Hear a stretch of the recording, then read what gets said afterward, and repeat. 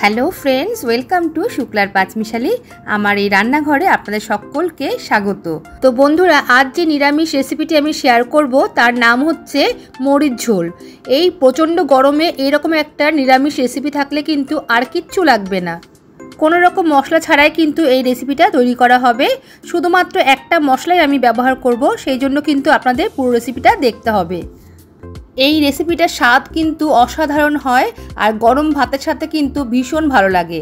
তো বন্ধুরা, আপনারা পুরো রেসিপিটা দেখুন আর আমার সঙ্গে থাকুন।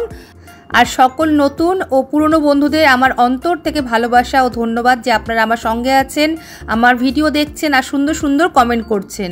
তো বন্ধুরা, আপনারা আমার সঙ্গে থাকুন আর ভিডিওটা দেখতে থাকুন। তো চলুন আমি রান্নাটা শুরু করি।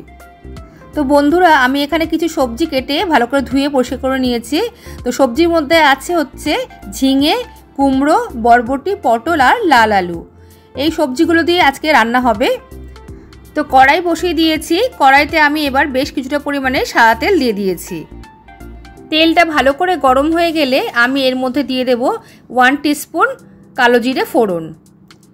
কালো জিরে ফোড়ন দেওয়ার কয়েক সেকেন্ড পর আমি দিয়ে দেব 2টো শুকনো লঙ্কা। শুকনো লঙ্কা দুটো আমি একটু ছিঁড়ে দিয়েছি। কয়েক সেকেন্ড একটু নাড়াচাড়া করে নেব।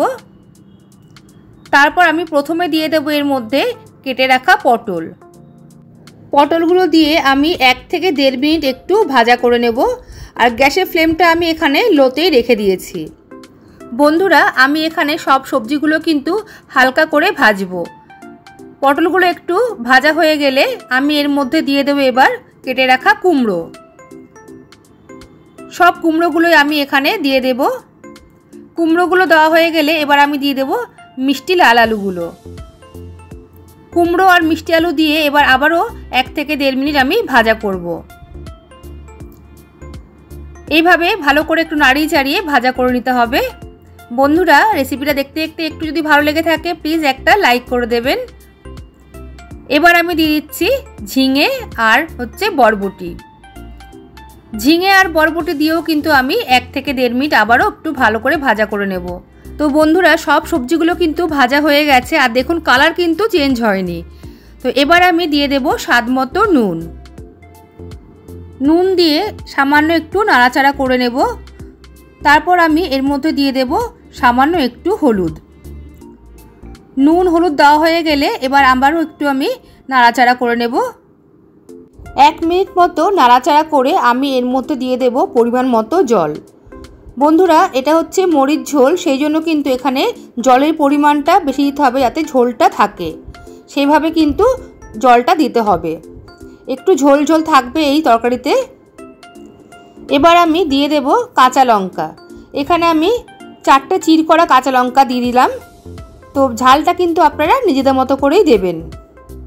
এবার আমি 5 মিনিটের জন্য ঢেকে দেব।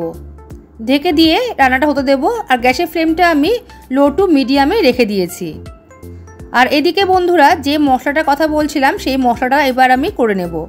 বন্ধুরা, এখানে আমি 2 টিস্পুনের মতো কালো জিরে নিয়েছি। এই কালো জিরেগুলোকে এবার আমি ভালো করে বেটে নেব। এবার 5 মিনিট পর আমি ঢাকাটা খুললাম। এবার একটু চেক করে নেব আলু কুমড়োগুলো ভালো করে সিদ্ধ হয়েছে কিনা। কুমড়োটা মোটামুটি সিদ্ধ হয়ে গেছে, কিন্তু আলুটা এখনও একটু সিদ্ধ হতে বাকি আছে। তো সেই জন্য আমি আবারও 5 থেকে 6 মিনিটের জন্য ঢেকে দেব। বন্ধুরা, 5-6 মিনিট পরে আমি আবার ঢাকাটা খুললাম। মাঝে একবার আমি দেখে নিয়েছিলাম। তো এবার আমি দিয়ে দিচ্ছি স্বাদ মতো চিনি। আর এখানে কুমড়ো, আলু, ঝিঙে সবই কিন্তু ভালো করে সিদ্ধ হয়ে গেছে। এবার গ্যাসের ফ্লেমটা আমি 2 মিনিটের জন্য মিডিয়াম টু হাই রেখে দিয়েছি। আর এদিকে আমার কালো জিরেটা বাটা হয়ে গেছে। কালো জিরেটা কিন্তু আমি শিলনোড়াতে বেটেছি। আর এই কালো জিরের মধ্যে এবার আমি 1/2 কাপেরও কম একটু দুধ মিশিয়ে নিলাম। ভালো করে দুধটা কিন্তু মিশিয়ে নিতে হবে কালো জিরের সাথে। এবার কালো জিরে বাটা আর দুধের মিশ্রণটা এই তরকারির মধ্যে কিন্তু আস্তে আস্তে করে আমি দিয়ে দেব। এই মিশ্রণটা দেওয়ার পর গ্যাসের ফ্লেমটা আমি মিডিয়ামে করে দেব। মিডিয়ামে করে আমি 3 থেকে 4 মিনিট ভালো করে একটু নাড়াচাড়া করে নেব। বন্ধুরা, আপনারা একবার হলেও এই রান্নাটা বাড়িতে করে দেখবেন, অপূর্ব স্বাদের হয়। আর আমাকে কিন্তু অবশ্যই কমেন্ট করে জানাবেন যে কেমন হয়েছে। তো এবার দেখুন আমি সবার শেষে দিয়ে দিলাম সামান্য একটু ঘি। নিরামিষ রান্নায় একটু ঘি দিলে কিন্তু রান্নার স্বাদ আরও দ্বিগুণ বেড়ে যায়। তো এবার আবার একটু নাড়াচাড়া করে এবার আমি গ্যাসটা বন্ধ করে দেবো। তো বন্ধুরা, এই প্রচণ্ড গরমে এই রকম একটা যদি নিরামিষ সবজি রান্না করে নেওয়া যায় তাহলে কিন্তু আর কিচ্ছু লাগবে না, কারণ এর স্বাদ হয় কিন্তু অসাধারণ। তাহলে বন্ধুরা, আজকের এই মরিচ ঝোল রান্না আপনাদের কেমন লাগলো অবশ্যই কিন্তু জানাবেন লাইক কমেন্টের মাধ্যমে। ভালো লাগলে শেয়ার করবেন আর চ্যানেলটি সাবস্ক্রাইব করে আমার পাশে থাকবেন। আর পাশে থাকা বেল বাটনটা কিন্তু অবশ্যই ক্লিক করে দেবেন, তাহলে যখনই নতুন কোনো রেসিপি আমি আপলোড করব সবার আগে আপনাদের কাছে নোটিফিকেশান পৌঁছে যাবে। তাহলে বন্ধুরা, আজ এই পর্যন্তই, আসবো আবার অন্য কোনো রেসিপি নিয়ে। সবাই ভালো থাকবেন, সুস্থ থাকবেন, সবাইকে আজকের মতো টাটা।